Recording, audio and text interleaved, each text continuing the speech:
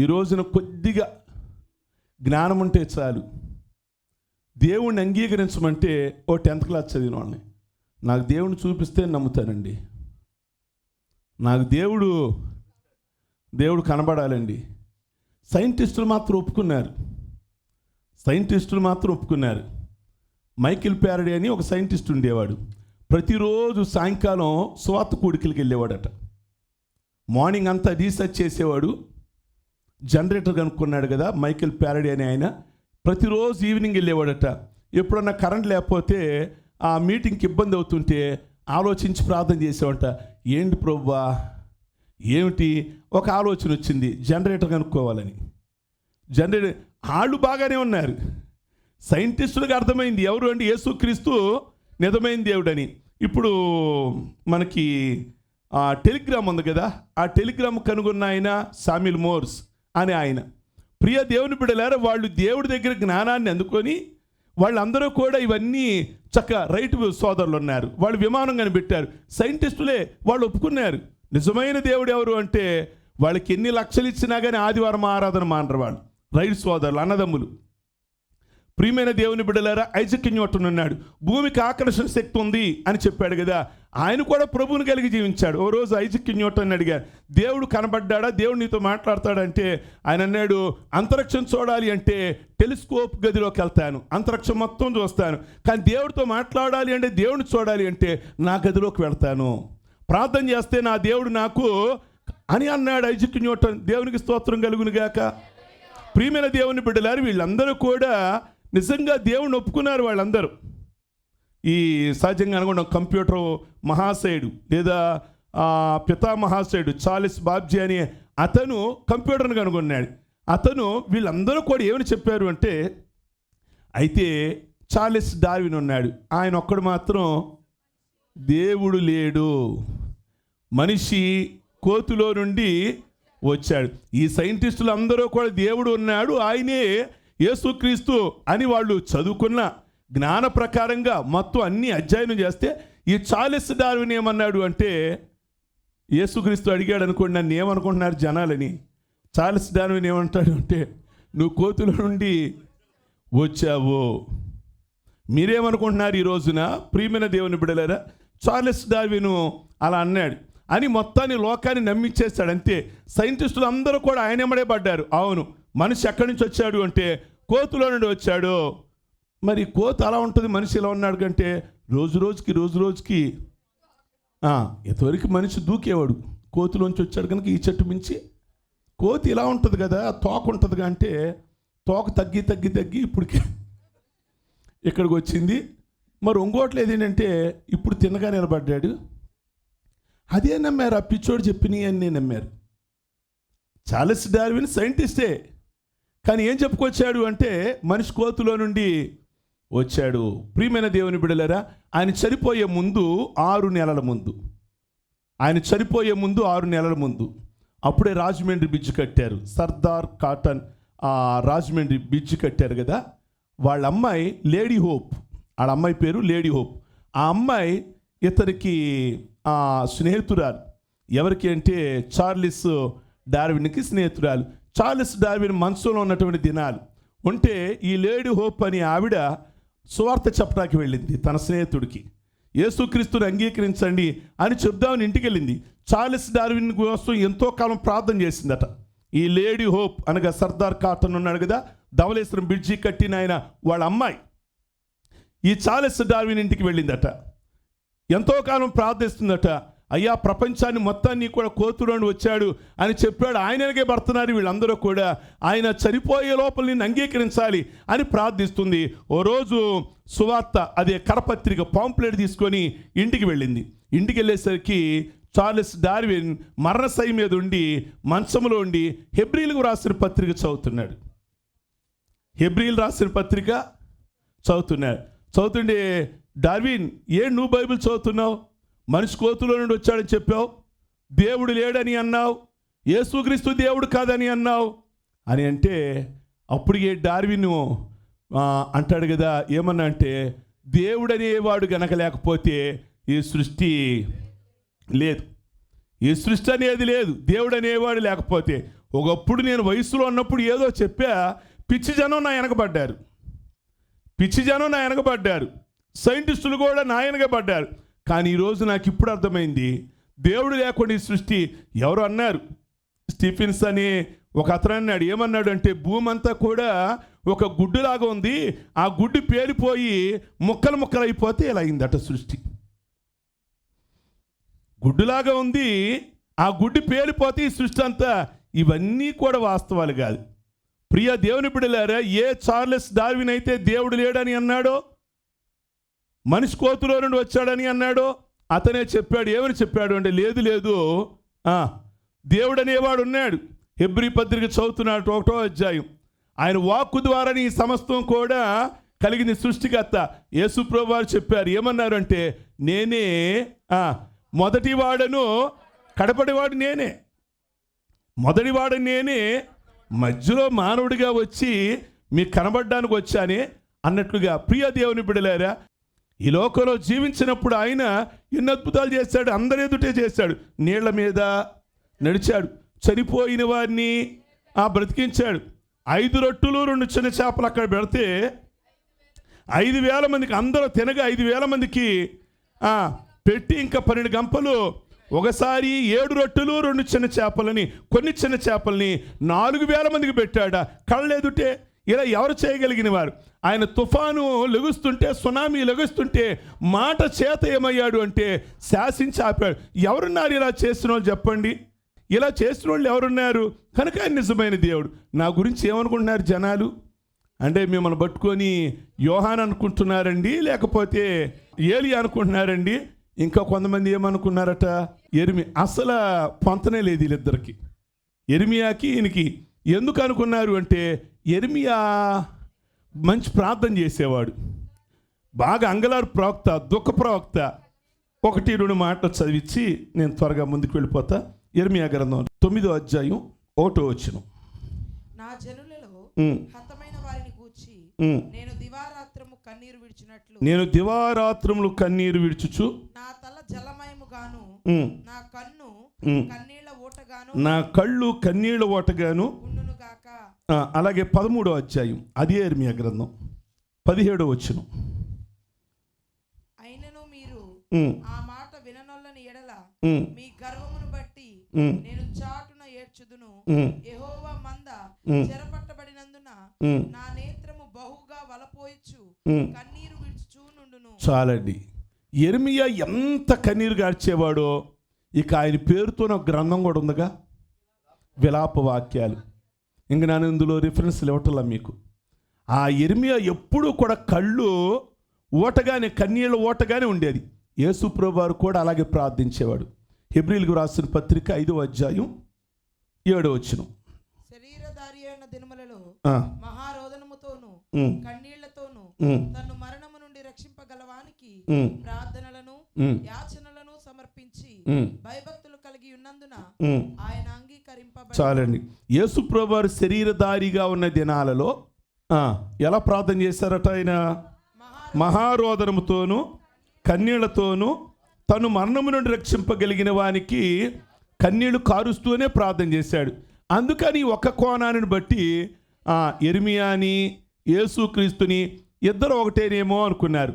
ప్రియ దేవుని బిడ్డలారా, యేసు ప్రభువు వారు కూడా గెత్సేమనే తోటలోకి వెళ్ళి ఎంతగా ప్రార్థించారు? గురువారం రాత్రి ఆయన చెమట రక్తంగా మారితే ఆయన ప్రార్థనకి దేవదూతలు దిగివచ్చి ఆయన బలపరిచారు. ఎంతగా ప్రార్థన అంటే సేమ్ యెరెమీయా అలాగే చేసేవాడు. యెరెమీయా ఎవరి కోసం చేసేవాడు? ఆయన కోసం కాదు. ఇశ్రాయేలీలు మంచి దారిలోకి రావాలని.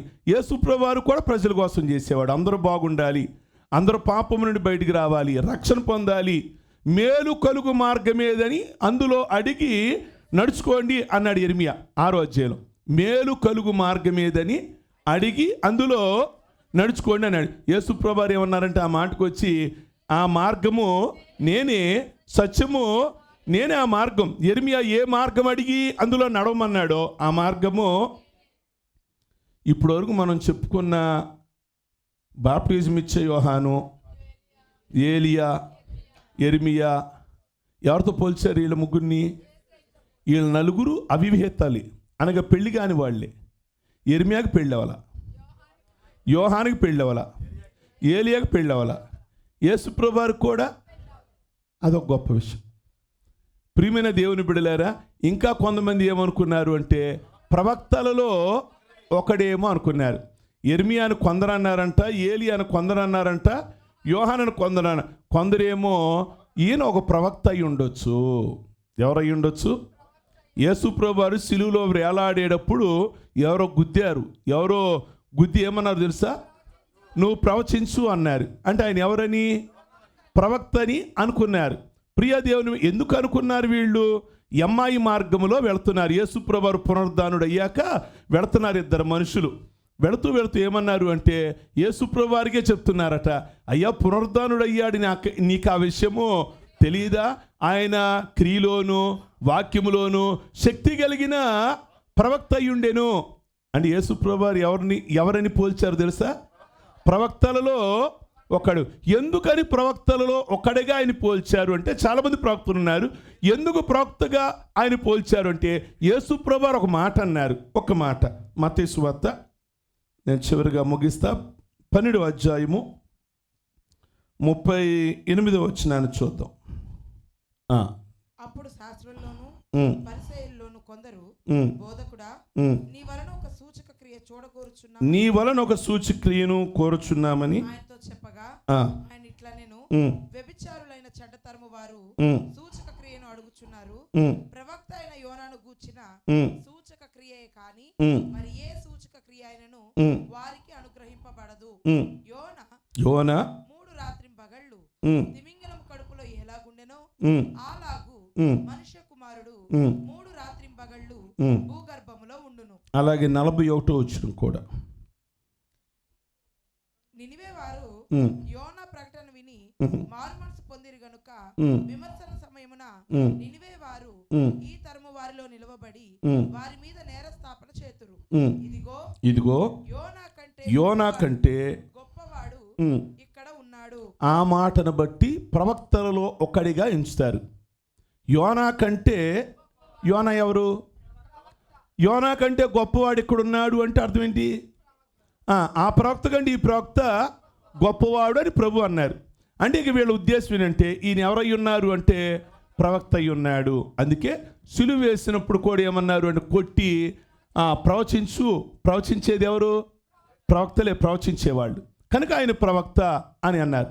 ప్రియ దేవుని బిడ్డలారా, ఫైనల్గా నేను చెప్పేది ఏంటంటే ఆయన బాప్టిజం ఇచ్చే యోహాను కాదు. ఆ లక్షణాలు ఉన్నంత మాత్రాన, ఏలియా లాగా పెళ్లిగానంత మాత్రాన ఈయనకి పెళ్లిగానంత మాత్రాన, ఆయనకు కోపం ఉన్నంత మాత్రాన ఈయనకి కోపం, ఆయన చనిపోయిన వాళ్ళని లేపినంత మాత్రాన ఈయన కూడా చనిపోయిన వాళ్ళని ఏలి అక్కడక్కడ వ్యంగ్యంగా మాట్లాడేవాడు. అప్పుడప్పుడు వ్యంగ్యంగా మాట్లాడేవాడు.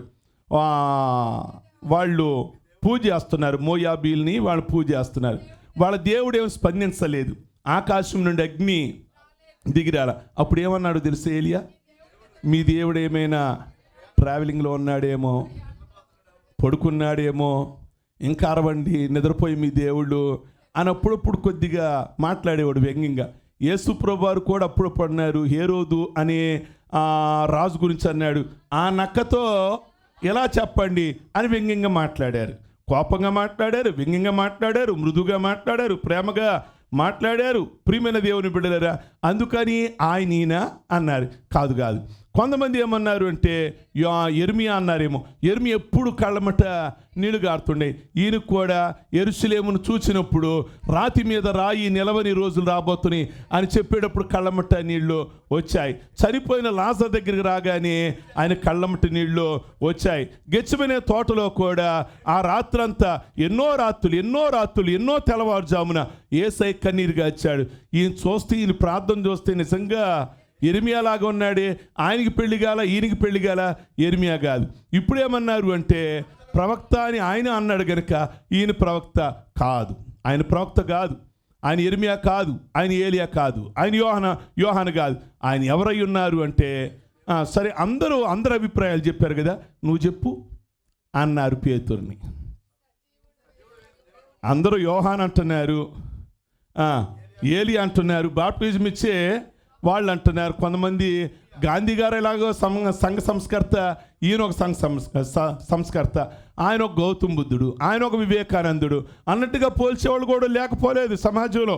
కనుక ఇంతకీ నువ్వేమనుకుంటున్నావు అంటే పేతురు అన్నాడు, నువ్వు సజీవుడగు దేవుని కుమారుడువైన క్రీస్తు అని చెప్పాను. అందుకు యేసుప్రభువు వారు ఏమన్నారు, నా తండ్రి నీకు ఈ విషయాన్ని బయలుపరిస్తేనే కానీ. మన ప్రధానమంత్రి ఎవరు? ఆ దేవుడు బయలుపరచవసల్లా, ఆ దేవుడు బయలుపరచవసల్లా మనకి చెప్పారు. మన ముఖ్యమంత్రి అనగానే బయలుపరచవసల్లా. మీ పాస్టర్ గారు ఎవరు? బయలుపరచవసల్లా. మోడీ గారు. ప్రియ దేవుని బిడ్డలారా, నేను ఎవరిని అంటే అందరూ మౌనంగా ఉన్నారు, శిష్యులు అందరూ మౌనంగా ఉన్నారు. పేతురు ఒక్కడే అన్నాడు, నువ్వు సజీవుడగు. మొత్తం వాళ్ళతో ఏకీపించలేదు కదా నువ్వు. ఎర్మియా గుంపులోకి చేరలేదుగా, ఏలియా గుంపులో ఉన్నారు కొంతమంది, నువ్వు చేరలేదుగా. ఓకే, స్తోత్రం. యోహాను అంటున్నారు కొంతమంది బయట, మీరు ఆ గుంపులో జాయిన్ అవ్వలేదుగా, జాయిన్ అవ్వలే. మరి ఏ గుంపులో ఉన్నావు పేతురు అంటే, నువ్వు నిజంగా దేవుని కుమారుడివి అనగానే ప్రభు అన్నారు, ఇది నీ నాలెడ్జి కాదు, నా తండ్రి నీకు ఈ విషయాన్ని, ఇలాంటి విషయాలు మాట్లాడాలంటే తండ్రి బయలుపరచాల్సిందే, తండ్రి బయలుపరచాల్సిందే. ఒక ఆయన అన్నాడు, దేవుడు లేడు, దేవుడు లేడు, దేవుడు లేడు. పాస్టర్ గారు అన్నారు, ఒక్కసారి చచ్చిపో, ఒక్కసారి చచ్చిపో, ఎమ్మటే అర్థమైపోతుంది. మళ్ళీ దేవుడికి జన్మిస్తే గనక భూమి మీదకి వస్తే మొత్తం నువ్వే చెప్తావు, నాకు ప్రసంగం ఖర్చు కూడా తగ్గుద్ది, టైం కూడా తగ్గుద్ది. ఎందుకని? సీన్ అంతా అర్థమైపోతుంది. ఒక్కసారి కడుపు బగబగ మండే నరకం, పరలోకం. ఇంకా దీనికి ప్రసంగాలు చేయవసరం, పాస్టర్లు కూడా పిహెచ్డి చేయవసరం. పీటాకి డైరెక్ట్గా ఆ పాస్టర్ గారు, ఒక్కసారి చచ్చిపో, రా మళ్ళా రా. ప్రియ దేవుని బిడ్డలారా, కనుక దేవుడు నిజంగా నీకు ఆ విషయాన్ని బయలుపరిస్తే, జ్ఞానం ఇస్తే నువ్వే చెప్తావు నిజంగా దేవుని. అయితే ఈ మాట మీద నా సంఘాన్ని కట్టుదును అని ప్రభువుకు చెప్పారు. ఈ సంఘాన్ని ఈ మాట మీద, నీ మీద కాదు. కొంతమంది దీన్ని హైలైట్ చేసిన వాళ్ళు ఉన్నారు, పేతురు మీద ఈరోజు సంఘాలన్నీ నడుస్తున్నాయి అంటారు. లేదు, 99 మంది అది ఒప్పుకోరు. భూలోకంలో ఉన్న సంఘాలన్నీ కూడా ఎవరి మీద కట్టారు అంటే పేతురు మీద. ఎందుకంటే ఆ మాట అలా ఉందని కాదు. ప్రభు అన్నది ఏంటంటే నీ మీద కాదు, నువ్వు అన్న మాట మీద. అంటే ఎవరి మీద సంఘాలు కట్టబడాలి? దేవుని కుమారుడి మీద సంఘాలు. మోజెస్ గారి మీదో, పేతురు గారి మీదో, లేకపోతే ఇంకోళ్ళ మీద కాదు సంఘాలు కట్టాల్సింది. క్రీస్తు అనే బండ మీద ఈ సంఘాన్ని. భలే మాట మాట్లాడావు నిజంగా. ప్రియ దేవుని బిడ్డలారా, భలే మాట మాట్లాడావు. నువ్వు నిజంగా దేవుని కుమారుడివి అని అన్నావే, నా తండ్రి నీకు ఈ విషయాన్ని బయలుపరిచాడు కనుక నీవు ఈ మాట మాట్లాడగలిగావు. ఈ రోజున యేసుక్రీస్తు దేవుని కుమారుడు. ప్రవక్త కాదు ఆయన, ఒక బాబా కాదు, ఒక సంఘ సంస్కర్త కాదు, ఒక ఏలియా కాదు, లేకపోతే ఇంకొకరు కాదు. ఆయన నిజంగా ఎవరు అంటే మొదటివాడు ఆయనే, లాస్ట్ కూడా ఆయనే. ప్రియమైన దేవుని బిడ్డలారా, దేవుడు చచ్చిపోయాడు అన్నాడు ఒక ఆయన. అక్కడితో ఎండింగ్ కాదు, మళ్ళీ ఆయన ఏమయ్యాడు అంటే అది చెప్పవే అన్నాడు. యేసుక్రీస్తు చచ్చిపోయాడు, అక్కడ ఒక ఫుల్ స్టాప్ కాదు. మళ్ళీ ఏమయ్యాడు ఆయన? తిరిగి లేచాడు ఆయన దేవుడు. కనుక అట్టి దేవుడు మనకి దేవుని రాజ్యాన్ని ఇస్తాడు. ఎవరైనా ఆయన్ని ఎలా పోల్చుకుంటున్నారో కానీ దేవుడు కుమారుడిగా భావించండి, మారు మనసు పొందండి, రక్షణ పొందండి. దేవుడి మాటలు వెనుకల్లో దీవించును గాక.